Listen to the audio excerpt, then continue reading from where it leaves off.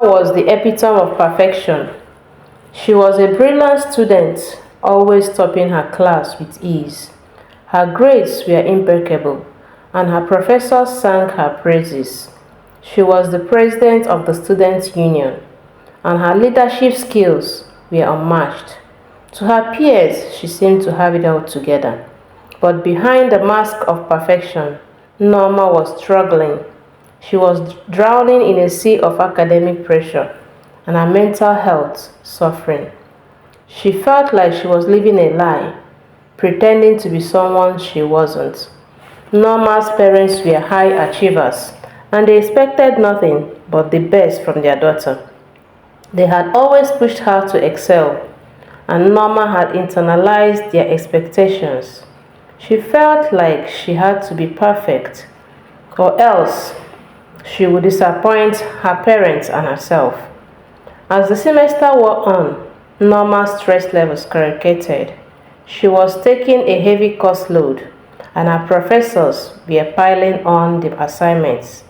She was barely sleeping, and when she did, she was plagued by nightmares. She felt like she was losing control, like she was trapped in a never-ending cycle of anxiety and fear. Despite her struggles, Nneoma continued to put on a brave face. She didn't want anyone to know that she was struggling, that she wasn't okay. She felt like if she showed any weakness, people would lose respect for her. So she kept her mask of perfection firmly in place, even as she was crumbling inside. One day, Nneoma's best friend, Amaka, approached her after class. "Nneoma, is everything okay?" Amaka asked. Concern ached on her face.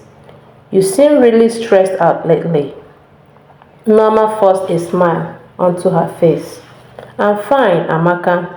Just a lot of work to do, that's all." Amaka looked skeptical, but she didn't push the issue.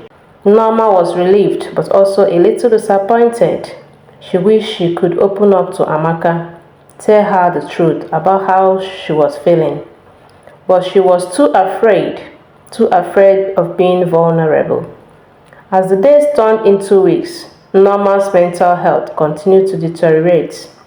She started to experience panic attacks, and she would often find herself crying uncontrollably. She felt like she was losing herself, like she was disappearing behind her mask of perfection. One night, Nneoma hit rock bottom. She was sitting in her room, staring blankly at her computer screen.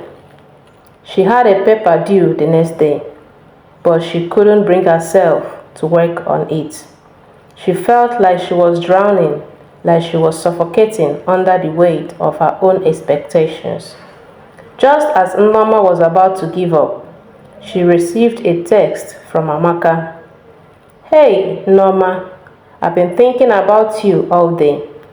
Is everything okay?" Nneoma hesitated, unsure of how to respond, but something about Amaka's message resonates with her. Maybe it was the kindness in her words, or maybe it was the fact that Amaka seemed to genuinely care. Whatever it was, Nneoma felt a crack in her mask of perfection. "Amaka, I'm not okay," Nneoma typed, fingers shaking as she hit send. There was a pause, and then Amaka responded, "I am here for you, Nneoma. We'll get through this together." Nneoma felt a wave of relief washed over her. For the first time in months, she felt like she could breathe. She realized that she didn't have to be perfect, that it was okay not to be okay. With Amaka's support, Nneoma started to open up about her struggles. She talked to her professors about her workload, and she started to prioritize her mental health. It wasn't easy, but slowly, Nneoma started to heal. She learned that it was okay to be vulnerable, that it was okay to ask for help. She realized that she didn't have to wear a mask of perfection, that she could be herself.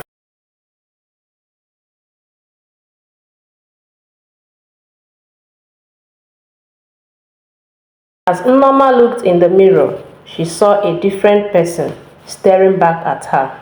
She saw a person who was imperfect, but who was also strong. She saw a person who was willing to be vulnerable, who was willing to ask for help.